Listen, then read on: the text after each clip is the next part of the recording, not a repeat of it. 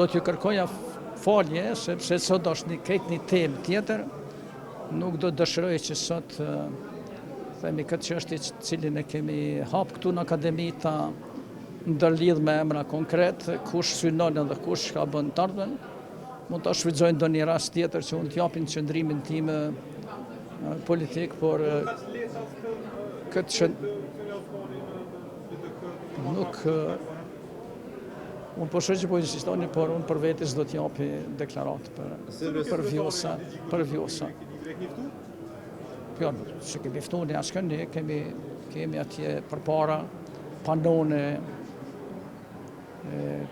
publikimit të librit, kështu që kanë ardhur ata që kanë dashur të vinë, me të cilët ne kemi punuar një kohë gjatë. Dëshirojmë të zgjedhim, ose nëse jemi të gatshëm edhe si pozitë dhe opozitë, ta bëjmë presidentin, atëherë duhet të ketë hapësirë për marrëveshje.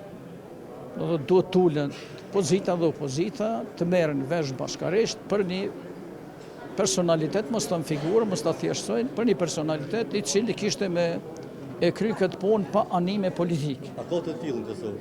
Ka plot, ka të tillë mirë, po problemi është se jemi të gatshëm që ne tulemi dhe ta bëjmë një zgjidhje. Unë mendoj se po, mundet nëse ka dëshirë.